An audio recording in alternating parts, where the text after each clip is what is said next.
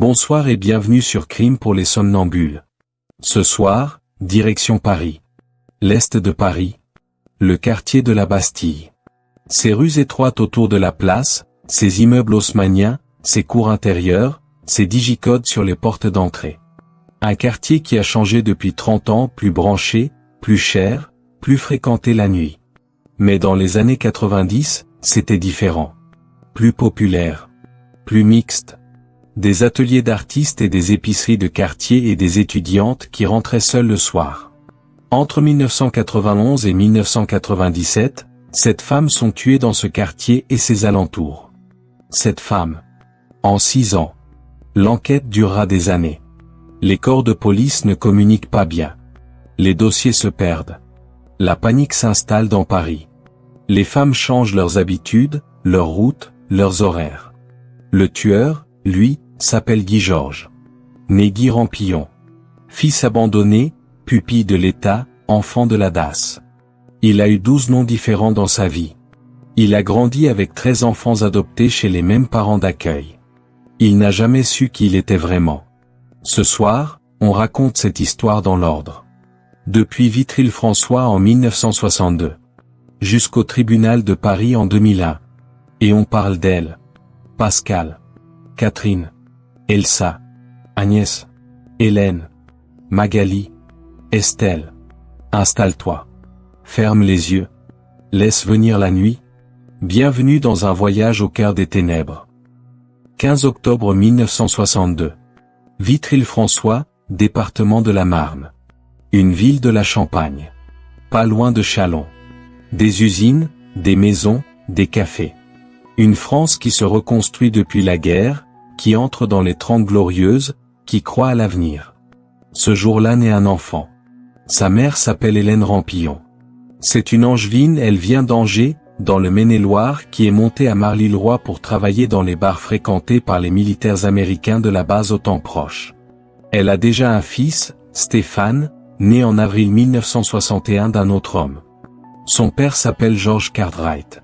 Soldat afro-américain, cuisinier sur la base. Il est déjà marié aux États-Unis. Quand les autorités américaines le renvoient, il part. Il ne reviendra pas. L'enfant est métis. Dans la France de 1962, pas dans la France d'aujourd'hui, dans la France de 1962, dans un bourg de province, cette couleur de peau est un problème visible. La mère envoie un télégramme à ses propres parents. Elle les prévient de l'existence du bébé. Elle dit que si personne ne vient le chercher, elle le laissera à la police ou à la DAS. Les grands-parents arrivent. Ils élèvent déjà Stéphane, le premier fils d'Hélène. Ils voulaient s'en occuper. Mais quand ils voient l'enfant, quand ils voient sa couleur de peau, ils font marche arrière. L'enfant est confié à une nourrice.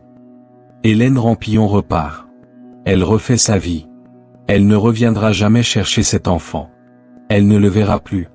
Stéphane, le fils blanc, part avec elle ou rejoint ses grands-parents. La différence de traitement entre les deux frères est totale, explicite, à aucun moment dissimulée. Guy Rampillon reste avec la nourrice. La nourrice, qui ne reçoit pas de paiement régulier, signale la situation à la DAS, la Direction départementale de l'action sanitaire et sociale, l'équivalent des services de protection de l'enfance de l'époque. Le 9 mai 1963, Guy Rampillon est officiellement pris en charge par la DAS du Maine-et-Loire. Il a 7 mois. Le 4 juin 1963, il est placé dans la famille Morin, en banlieue d'Angers. Il a 8 mois. Il ne connaît pas son nom de famille. Il ne connaît pas sa ville de naissance. Il ne connaît pas son père. En 1968, dans la perspective de son adoption, la DAS prend une décision administrative. Elle change son nom. Elle remplace Rampillon le nom de sa mère, celle qu'il a abandonnée, par Georges, tiré du prénom de son père, George Cartwright, celui qu'il n'a jamais vu. Elle change aussi sa ville de naissance sur les documents, Vitry-le-François devient Angers. À 6 ans, Guy Georges ne sait pas qui il est. Il ne sait pas d'où il vient. Son nom, sa ville de naissance, son identité, tout ça a été réécrit par une administration pour faciliter une adoption qui n'aura jamais lieu. Beau départ dans la vie. La famille Morin habite en banlieue d'Angers. Jeanne Morin est une femme bienveillante, diraient ceux qui la connaissent. Autoritaire aussi. organisée. Elle a un sens de l'ordre et de la discipline qui structure la maison. Son mari est présent mais en retrait dans les récits. Les Morin accueillent des enfants de la DAS depuis des années. Jusqu'à 13 en même temps, selon les périodes. Des enfants de toutes les situations, abandonnés, retirés à leur famille, en attente d'adoption, en situation de placement temporaire.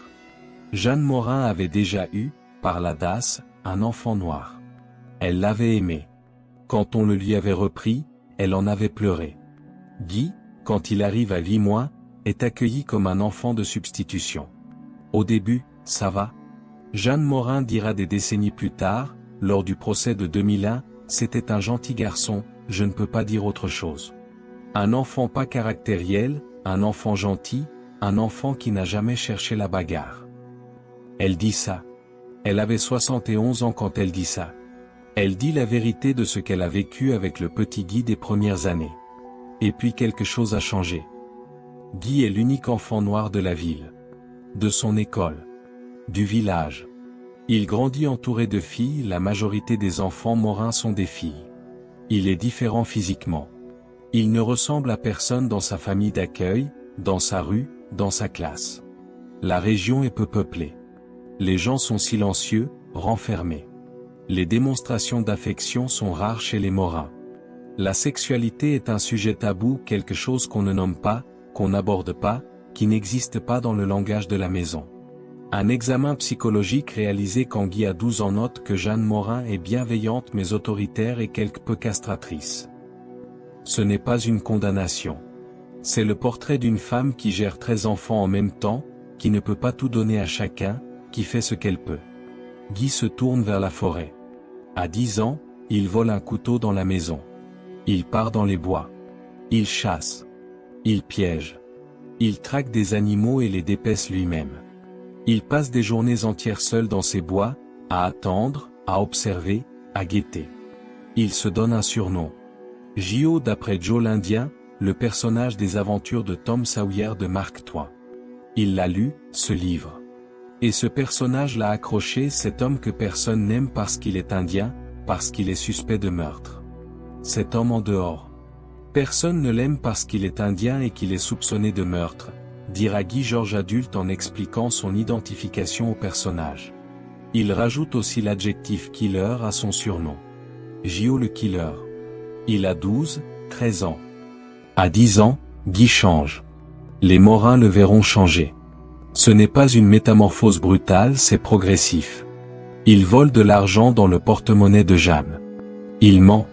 Il développe ce que les rapports psychologiques de l'époque décrivent comme un incessant besoin de se faire remarquer, autrement que par sa couleur de peau, allant de l'affabulation à la violence.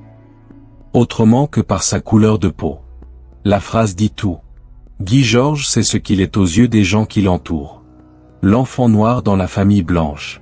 L'enfant différent dans le village. Il cherche à exister autrement. Il ne trouve pas comment. Alors il fait peur. Au foyer spécialisé où il sera envoyé plus tard, il passera son temps à faire peur au personnel féminin avec un plaisir quasi maladif, selon les rapports. Ce pattern et effrayer les femmes, exercer un pouvoir sur elles apparaît très tôt. Avant les agressions physiques. Avant les crimes. Sa scolarité est chaotique. Il redouble le CM1. Il entre en 6e de transition au collège Notre-Dame de Baugé, dans le Maine-et-Loire. Il n'aime pas l'école. Il préfère les bois. Il préfère la solitude de la chasse au tumulte de la classe. Il n'a pas d'amis proches. Pas d'attachement stable. La maison Morin est remplie d'autres enfants, mais il reste seul au milieu de cette foule. Seul d'une façon particulière, pas la solitude choisie, mais la solitude imposée par le fait d'être différent dans chaque espace qu'il occupe. Novembre 1976. Guy Georges a 14 ans. Il tente d'étrangler Roselyne de Ruineau. Sa sœur adoptive. Handicapée mentale. Une jeune femme qui ne peut pas se défendre facilement. Il l'étrangle de ses mains. Elle parvient à le faire fuir. Elle survit. Les Morin ne signalent pas l'incident à la police. Le médecin qui soigne Roselyne, le docteur Longereau, conseille de passer sous silence pour laisser une chance à Guy. Pour ne pas briser sa trajectoire. L'incident est passé sous silence. Guy reste dans la maison.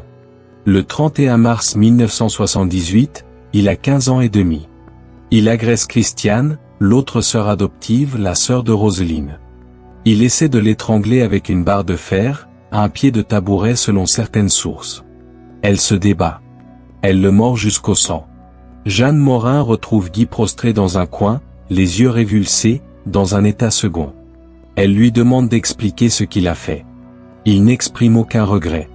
Aucune émotion particulière. Rien. Jeanne Morin appelle la DAS. Elle dit qu'elle ne peut plus le garder. Qu'elle a peur pour ses autres filles. La DAS reprend Guy. Il est placé dans un foyer spécialisé, la Marmitière, à Saint-Barthélemy d'Anjou, en banlieue d'Angers. Pour les jeunes en difficulté. Quand il revient passer les week-ends chez les Morin, on le fait dormir dans une caravane au fond du jardin. À cause des femmes de la famille, pensera-t-il. 1978 à 1984, 6 ans de descente. Après son départ de chez les Morin, Guy Georges enchaîne les foyers, les petits boulots, les condamnations mineures. Il vole. Il se prostitue auprès d'une clientèle masculine dans les rues de Paris. Il boit. Il dérive. À Paris, il vit parmi les exclus et les marginaux. Les SDF des gares, les habitués des foyers d'urgence, les gens qui dorment dans les parcs. Il se reconnaît dans ces gens-là. Pas dans les bourgeois. Pas dans les honnêtes gens. Dans ceux que la société a mis de côté. Mais même parmi eux, il y a quelque chose en lui qui n'appartient à aucun groupe. Le 6 février 1979. Il a 16 ans. Il agresse Pascal C. à sa descente de bus dans une banlieue d'Angers. Il essaie de l'étrangler. Elle résiste. Elle s'échappe. Il est arrêté. Il est relâché une semaine plus tard. En mai 1980, il agresse Jocelyne S. puis Roselyne C. Cette dernière reçoit un coup de couteau dans la joue. Pour Roselyne C., il est condamné à 1 an de prison, qu'il purge à Angers. Il sort. Totalement seul. Rejeté par sa famille d'accueil. Il reprend ses habitudes. 16 novembre 1981. Paris. Nathalie C. a 18 ans. Elle rentre chez elle dans son immeuble. Guy Georges l'agresse dans le couloir. Il la viole. Il la poignarde. Il la laisse pour morte. Elle survit. La justice conclut à un non-lieu. Guy Georges n'est pas inquiété pour cette agression. La justice d'alors ne relie pas cette affaire à ce qui viendra ensuite. Elle ne peut pas. Les dossiers ne se parlent pas. Les affaires restent compartimentées par juridiction, par commune, par corps de police. Le 7 juin 1982, Guy agresse Violette K. dans un parking souterrain du 16e arrondissement. Il la viole. Il la poignarde. Il tente de l'étrangler. Elle parvient à s'enfuir. Il est rattrapé peu après. Condamné à 18 mois. Il purge sa peine partiellement à Écrouves, en Lorraine. Il obtient une permission de sortie pour bonne conduite. Ce soir-là, il n'y retourne pas. Il agresse Pascal N. dans sa voiture. Il la viole avec une arme. Il la poignarde. Elle parvient à s'échapper. La police l'arrête le soir même. En 1985, la cour d'assises de Meurthe-et-Moselle le condamne à 10 ans de réclusion. L'avocat général avait requis 15 ans. Guy Georges entre en prison. Il va y passer 7 ans, pas 10, parce que les remises de peine pour bonne conduite réduisent la durée effective. À sa sortie, bénéficiant du régime de semi-liberté, il n'a à dormir en prison que la nuit, il ne rentre pas un soir. Le lendemain, une femme est morte à Paris. Il faut s'arrêter sur la prison. Pas parce que la prison aurait dû réhabiliter Guy Georges. Pas parce qu'il y avait une solution simple qui a été ratée. Mais parce que ce qui se passe entre 1985 et 1991, les 7 ans de détention, le régime de semi-liberté, la permission qui ne se termine pas dit quelque chose sur les systèmes. Guy Georges est condamné à 10 ans en 1985. Il purge sa peine dans différents établissements. À la prison de Caen notamment, vers la fin de sa détention. À la fin de sa peine, il bénéficie d'un régime de semi-liberté. Le principe est simple, pendant la journée, il est dehors. Il peut travailler, se déplacer. La nuit, il doit rentrer à la prison de Caen qui gère son dossier. C'est un régime qui existe pour faciliter la réinsertion. Pour habituer progressivement le détenu à la vie civile. pour que le retour à la liberté totale ne soit pas trop brutal. C'est un régime qui a du sens. Mais Guy Georges ne rentre pas un soir. Il ne rentre pas. Il prend un train pour Paris. Il s'y perd dans la masse de la ville. Une semaine plus tard, il se rend dans l'appartement d'une femme de 19 ans. Ce qui est important de noter ici, c'est la chronologie des décisions judiciaires qui ont précédé cette nuit. 1979, agression de Pascal C. relâché une semaine après l'arrestation. 1980, agression de Jocelyne S. et Roselyne C. 1 an de prison. 1981, viol et tentative de meurtre de Nathalie C. Non-lieu. 1982, viol, tentative de meurtre de Violette K. 18 mois. 1984, viol et agression de Pascal N. 10 ans. À chaque fois, une sanction. À chaque fois, des peines qui semblent croître avec la gravité des actes. Mais à chaque fois aussi une libération. Une sortie. Un retour dans le monde. Et à chaque retour, une nouvelle agression. Les systèmes judiciaires fonctionnent sur le principe de la sanction proportionnelle et de la réhabilitation possible. Ces principes sont justes dans l'absolu. Ils ne sont pas adaptés à tous les individus. Ce qu'on sait maintenant et ce que les psychiatres qui examineront Guy Georges après son arrestation en 1998 essaieront de formuler, c'est que certains profils ne répondent pas aux mécanismes de dissuasion habituels. Que la prison ne change rien pour eux. Que les sorties successives sont des fenêtres de risque. On ne savait pas formuler ça en 1991. Ou on ne voulait pas l'entendre. Et donc Guy Georges quitte Paris une nuit de janvier 1991. Et le lendemain, Pascal Escarfaille est morte. Il faut parler de Pascal Escarfaille. Vraiment parler d'elle. Pas seulement de la date et de la méthode. Pascal Escarfaille avait 19 ans. Elle était étudiante. Elle étudiait, certaines sources disent à la Sorbonne, d'autres dans un autre établissement de la région parisienne. Elle avait 19 ans et une vie qui commençait. Le soir du 24 janvier 1991 est un jeudi. Elle marche dans la rue quelque part dans l'est de Paris. Peut-être elle rentre d'un cours. Peut-être d'une soirée chez des amis. Elle marche. Guy Georges la voit. Il la suit. Il la voit entrer dans son immeuble. Il s'approche au moment où elle compose le digicode, au moment où la porte s'ouvre. Il entre derrière elle. Dans le couloir ou dans l'escalier, il la menace avec un couteau. Il la force à monter jusqu'à son appartement. À ouvrir sa porte. À entrer. Il l'attache. Il la viole. Il lui tranche la gorge. Il reste. Il la regarde mourir. Puis il quitte l'appartement. Une semaine plus tard, une semaine exactement, il se rend calmement à la prison de Caen. Il arrive. Il entre.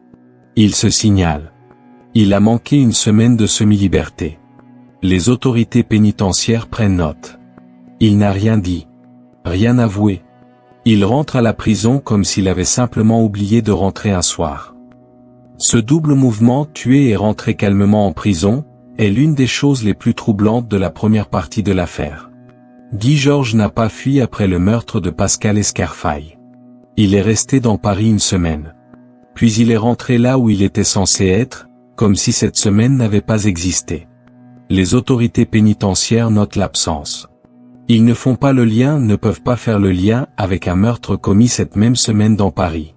Il n'y a pas de signalement les reliant. Pas de base de données qui connecte détenus absents sans permission avec meurtre non résolu dans l'Est parisien. Guy Georges est officiellement libéré le 4 avril 1992. Il sort de prison définitivement. Il a 30 ans. Il est libre. Seul. Sans travail stable. Sans logement fixe. Paris est sa ville depuis des années maintenant, il la connaît, ses quartiers, ses rues, ses immeubles, ses digicodes. Le 22 avril 1992, 18 jours après sa libération officielle, il agresse Éléonore D. Elle survit et signale l'agression à la police. Georges est arrêté. Il fait de nouveau de la prison pour cette affaire. Mais les dossiers restent séparés. L'agression d'avril 1992 est traitée comme une agression. Pas comme la continuation de quelque chose qui a commencé en janvier 1991. Les dossiers ne se parlent pas encore. 1992 à 1993. Guy Georges est de nouveau en prison pour l'agression d'Éléonore D. en avril 1992. Il sort à une date non précisément documentée dans les sources publiques. Vers fin 1992 ou début 1993. À partir de ce moment, il reprend. Mais différemment. Plus méthodiquement. Avec une logique géographique plus précise. Les rues de l'Est parisien. Le 11e arrondissement. Le 12e. Autour de la place de la Bastille. Il connaît ces quartiers. Il y vit par intermittence. Il connaît les bars, les boulangeries ouvertes tard, les entrées d'immeubles mal éclairés. Il sait quand les femmes rentrent seules. Il choisit. Le 7 janvier 1994. Paris, dans un parking souterrain. Catherine Rocher, certaines sources la nomment Catherine Roch, a 27 ans.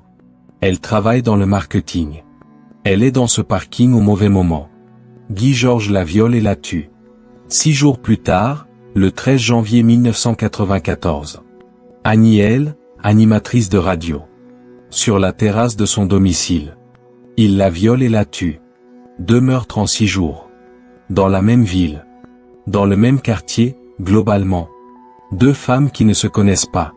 Les enquêteurs de la brigade criminelle de Paris travaillent sur ces affaires. Mais rien, pour l'instant, ne relie formellement ces 2 crimes entre eux. Pas de témoins. Pas d'ADN encore prélevé sur les 2 scènes de façon à pouvoir faire un rapprochement. Le 8 novembre 1994. Paris, 13e arrondissement. Elsa Benadi a 22 ans. Elle travaille comme attachée de presse.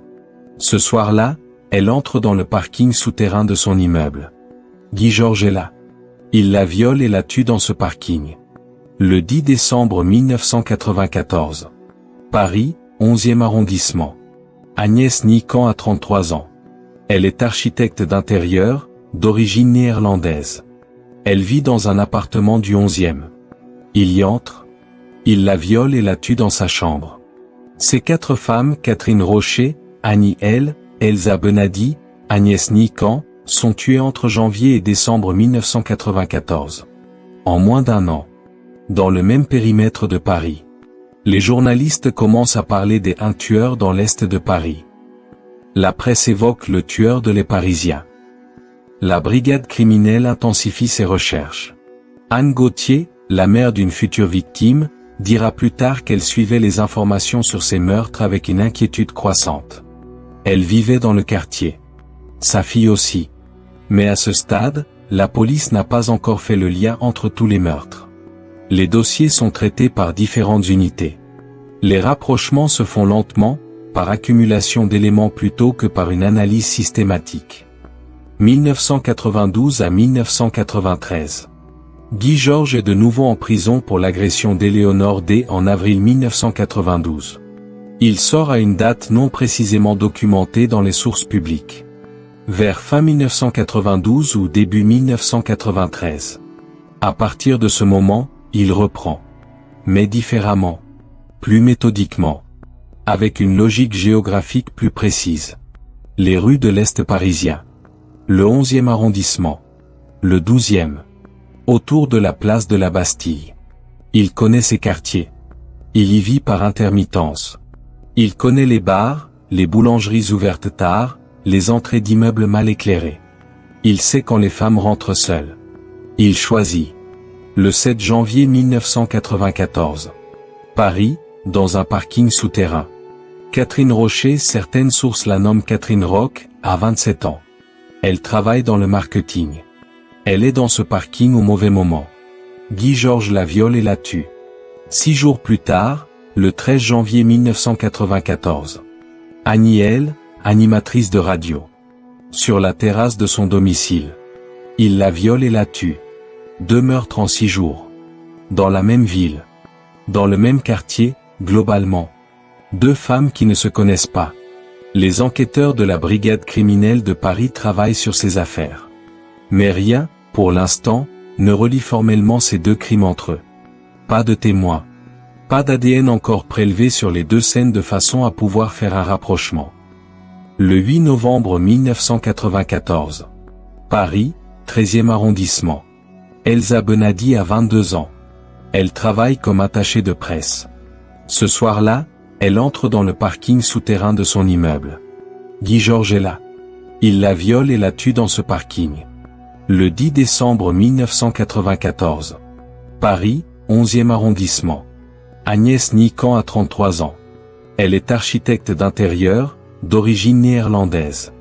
Elle vit dans un appartement du 11e. Il y entre. Il la viole et la tue dans sa chambre. Ces 4 femmes, Catherine Rocher, Annie L., Elsa Benadi, Agnès Niekamp, sont tuées entre janvier et décembre 1994. En moins d'un an. Dans le même périmètre de Paris. Les journalistes commencent à parler des 1 tueur dans l'est de Paris. La presse évoque le tueur de les Parisiens. La brigade criminelle intensifie ses recherches. Anne Gauthier, la mère d'une future victime, dira plus tard qu'elle suivait les informations sur ces meurtres avec une inquiétude croissante. Elle vivait dans le quartier. Sa fille aussi. Mais à ce stade, la police n'a pas encore fait le lien entre tous les meurtres. Les dossiers sont traités par différentes unités. Les rapprochements se font lentement, par accumulation d'éléments plutôt que par une analyse systématique. Il faut parler de Martine Monteil. Elle sera l'une des figures centrales de cette enquête. Commissaire à la brigade criminelle de Paris.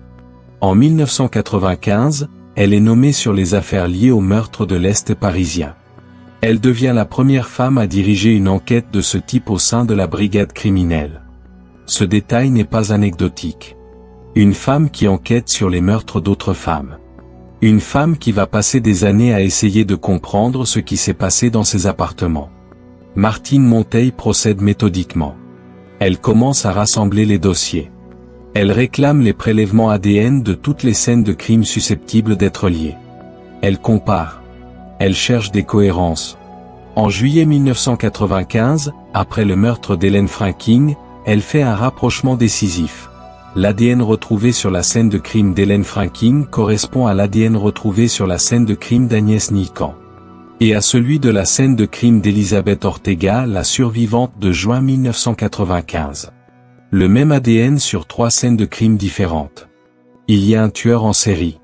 Le problème, il n'y a pas de fichier national génétique en France opérationnel à cette époque pour les enquêtes criminelles. L'ADN existe. Le suspect existe quelque part dans Paris. Mais il n'y a pas de base de données qui permettrait de faire correspondre cet ADN à un individu connu. Martine Monteil a l'ADN. Elle n'a pas de nom. Elle a un portrait robot issu du témoignage d'Elisabeth Ortega. Un homme grand, métis, aux traits particuliers. Ce portrait circule. En 1997, Martine Monteil est dessaisie temporairement de l'enquête sur le tueur de l'Est parisien. Elle est nommée responsable de l'enquête sur l'accident de voiture qui a tué Diana, princesse de Galles, le 31 août 1997 dans le tunnel de l'Alma à Paris. L'affaire Diana mobilise des ressources considérables. Elle occupe la brigade criminelle pendant des mois. C'est une enquête internationale, médiatique, politiquement sensible. Pendant ces mois où Martine Monteil est mobilisée sur Diana, le tueur de l'Est parisien continue. Il y aura 2 meurtres supplémentaires à l'automne 1997. C'est la mère d'une victime, Anne Gauthier, qui, frustrée par le manque de progrès apparent de l'enquête, décide d'aller dans les médias. Elle sera l'une des premières à dire publiquement qu'il y a un tueur en série à Paris, dans l'est de Paris, et que la police n'avance pas assez vite. Elle le fera par amour pour sa fille. Et par rage contre l'immobilisme. Il faut parler d'Hélène Franking. Elle avait 27 ans. Elle était étudiante en psychologie. Elle vivait dans le quartier de la Bastille, l'un de ses appartements dans ces immeubles du 19e siècle avec leurs escaliers en colimaçon et leurs petites fenêtres qui donnent sur les cours intérieures. Le soir du 8 juillet 1995, elle rentre d'une soirée. C'est l'été. Il fait chaud. Paris en juillet a cette légèreté des villes quand les vacanciers sont partis et que ceux qui restent occupent les cafés jusqu'à des heures tardives. Hélène Franking rentre. Elle monte chez elle. Guy Georges est là dans l'immeuble, dans l'escalier, dans ce moment où la porte s'ouvre. Il la viole et la tue dans son appartement. Sa mère, Anne Gauthier, apprend la mort de sa fille le lendemain. Anne Gauthier vivait dans le même quartier. Elle connaissait l'appartement de sa fille. Elle connaissait les rues. Ce qui se passe en Anne Gauthier après la mort d'Hélène est quelque chose qu'on ne peut pas décrire de l'extérieur. On peut seulement dire ce qu'elle fait avec ça. Anne Gauthier ne se résout pas à attendre. Elle suit l'enquête. Elle contacte les enquêteurs. Elle pose des questions. Elle demande où en est l'investigation. Elle réclame des informations. Elle est la mère d'une victime. Elle a le droit d'être informée. Dans les faits, les familles de victimes ont souvent du mal à obtenir des informations précises sur des enquêtes en cours. Pour des raisons légales, pour des raisons de confidentialité, pour des raisons pratiques. Les enquêteurs ne peuvent pas tout dire. Ils ne peuvent pas tout partager. Anne Gauthier presse. Elle insiste. Elle pousse. En 1997, après les meurtres supplémentaires de Magali Sirotti et Estelle Magde, après que la pression médiatique autour du tueur de l'Est parisien monte, Anne Gauthier va aux médias. Elle parle. Elle dit qu'il y a un tueur en série. Elle dit que les affaires ne progressent pas assez vite. Elle dit que les familles des victimes méritent des réponses. Cette sortie médiatique n'est pas sans conséquence sur l'enquête.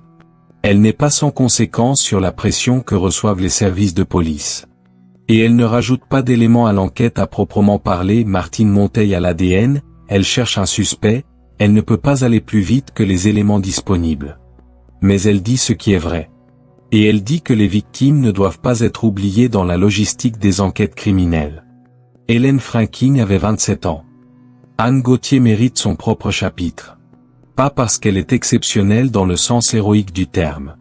Mais parce que ce qu'elle fait après la mort d'Hélène dit quelque chose d'important sur ce que les familles de victimes traversent, et sur ce qu'elles doivent parfois faire pour que les affaires n'entrent pas dans un oubli administratif. Elle est documentariste, cinéaste. Elle a ses outils, la caméra, le regard, la façon de mettre des mots sur des images qui l'aident peut-être à traverser ce que la plupart des gens traversent en silence. Elle commence à filmer. Sa propre investigation parallèle. Elle cherche à comprendre ce qui est arrivé à sa fille. Elle cherche à comprendre pourquoi l'enquête avance si lentement. Elle interroge des voisins, des témoins, des proches. Elle presse la police. Commissaire Monteil. Les responsables de la brigade criminelle. Elle demande des réunions. Elle demande des comptes. C'est une femme en deuil qui refuse que son deuil soit passif. Le documentaire Netflix sorti en 2021 Les femmes et l'assassin suit à la fois Martine Monteil et Anne Gauthier.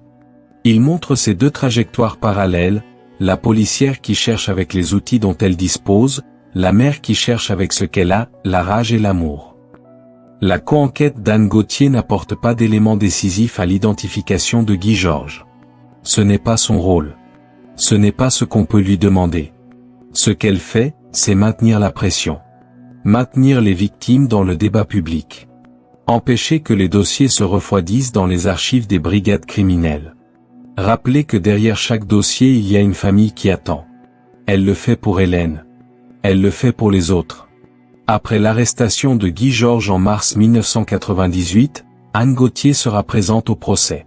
Elle témoignera. Elle dira ce que la mort de sa fille a signifié pour elle.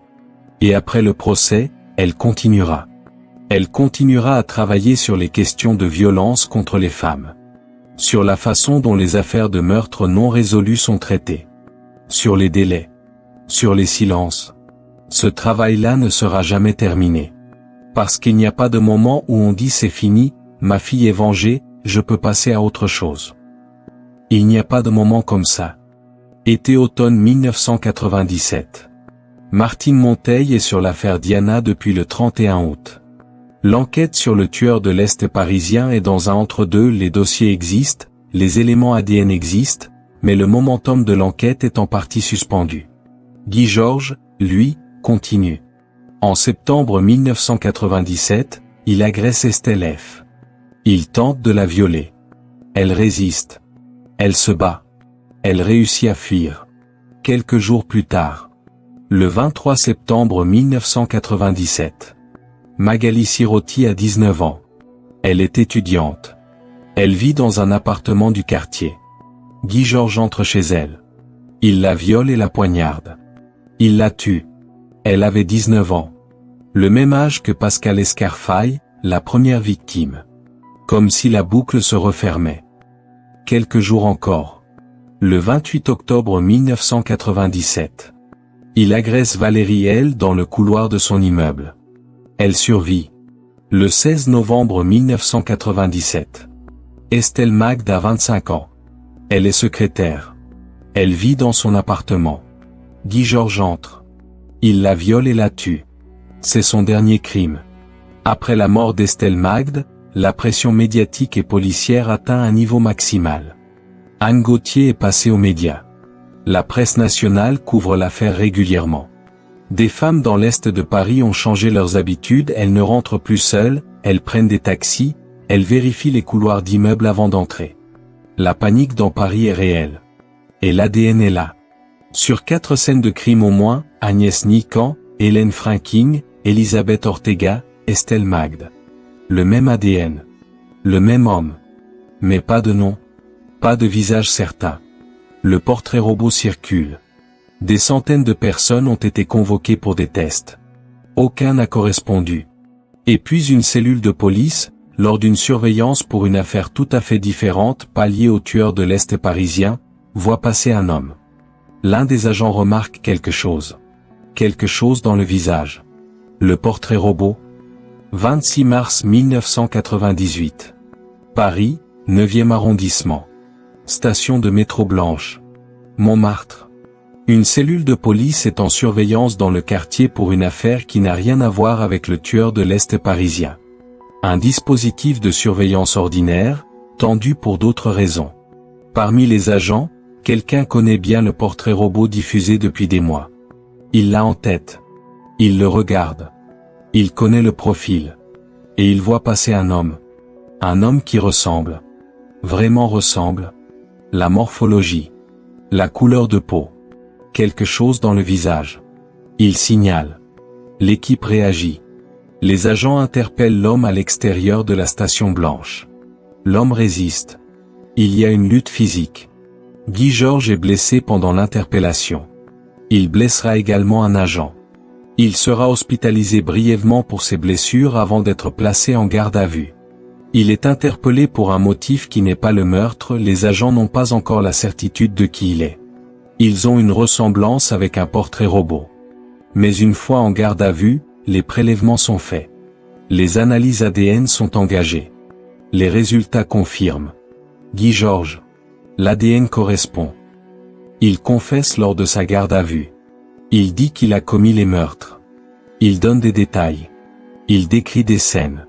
Il parle avec une précision qui ne laisse pas de doute. Puis, 3 ans plus tard, il dira que la police l'a battu pour obtenir ses aveux. Que sa confession était le résultat de la contrainte. Que ses droits n'avaient pas été respectés. Martine Monteil contestera ces allégations. Elle dira que Guy Georges a parlé librement. Ce qui est certain, l'ADN est là. Les aveux sont là. Et le procès aura lieu. Mais d'abord, il faut constituer le dossier. Il faut relier tous les crimes. Il faut retrouver les victimes survivantes, Elisabeth Ortega notamment, et les confronter à l'identité du suspect. Il faut exhumer tous les dossiers accumulés depuis 1991. Depuis 1984. Depuis 1979. L'histoire de Guy Georges, quand on la déroule en entier, couvre 20 ans d'agression, de condamnation, de sortie de prison, de récidive. 20 ans pendant lesquels il est passé à travers les mailles du filet à plusieurs reprises. Le procès devra répondre à une question que le verdict ne peut pas entièrement résoudre. Comment ça a été possible aussi longtemps? 19 mars 2001. Paris, cour d'assises. Le procès de Guy Georges commence. Il durera 3 semaines. La salle est comble. Les familles des victimes sont présentes. 50 témoins sont appelés à la barre. 4 femmes qui ont survécu à des agressions de Georges témoignent. Des experts psychiatres. Des enquêteurs. Des proches des victimes. Et Jeanne Morin, sa mère adoptive. Elle a 71 ans. Elle est là. Elle témoigne du petit garçon qu'elle a accueilli à Vimois. De l'adolescent qui chassait dans les bois. Des 2 tentatives d'étranglement sur ses filles. Guy Georges est assis dans le box des accusés. Il est décrit par les journalistes présents comme calme. Presque distant. Pas agité. Pas effondré. Le procureur présente les preuves ADN et les aveux donnés après l'arrestation. Guy Georges plaide non coupable. Il dit que la police l'a battu. Que les aveux n'étaient pas libres. Il rétracte sa confession. Les experts psychiatres défilent. Ils essaient de comprendre. L'abandon à la naissance. La couleur de peau et la façon dont elle a déterminé sa place dans chaque espace. La famille Morin, ses forêts, sa solitude. Les prisons successives. Il ne trouve pas de folie au sens juridique. Il trouve quelqu'un de conscient de ses actes, de non psychotique. Quelqu'un qui savait ce qu'il faisait. 8 jours après l'ouverture du procès, quelque chose change dans le box. Guy Georges pleure. Il baisse la tête. Il pleure. Et il avoue. Il admet les 7 meurtres. Il confirme ce qu'il avait dit lors de sa garde à vue en 1998. Il dit qu'il reconnaît les actes qui lui sont reprochés. Il dit aussi, je vais m'infliger de la douleur.